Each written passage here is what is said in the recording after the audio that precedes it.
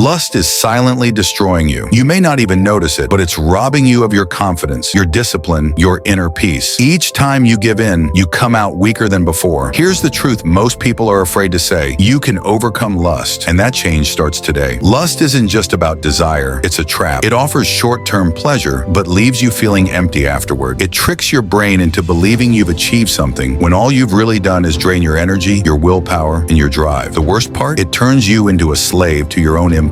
How can you build a strong, powerful life when you can't even say no to a screen? That's not strength, that's weakness. And I know, because I've been there. Most people fail to defeat lust because they're fighting it the wrong way. They try to rely on willpower alone. But willpower is temporary, it fades. The truth is, you don't rise to the level of your goals. You fall to the level of your systems. You're losing this battle for 3 simple reasons. 1, your phone is always within reach. 2, you scroll late at night alone without purpose. 3, and you never stop to ask yourself, why am I doing this? You've trained your brain to chase dopamine through lust. To break free, you don't need to suppress it, you need to retrain it. Here's how you win. Cut off the triggers, block the websites, unfollow the accounts, lock your devices, make failure harder, replace, don't just remove, create new habits. When the urge strikes, don't sit and struggle, move, take a walk, do push-ups, start journaling, get your body in motion, and most importantly, know your why. Are you lonely, bored, emotionally numb? Lust often hides deeper pain. Don't just treat the symptom, deal with the root. Now imagine waking up feeling in control, clear-minded, strong, focused, no more guilt, no more hiding, just clarity. When you defeat lust, your energy comes back, your confidence builds. You stop following your impulses and you start leading your life. You're not weak, you're just untrained. That can change starting now. Defeat lust, take back your power, because the real war isn't out there, it's in your mind. And the good news is, you can win.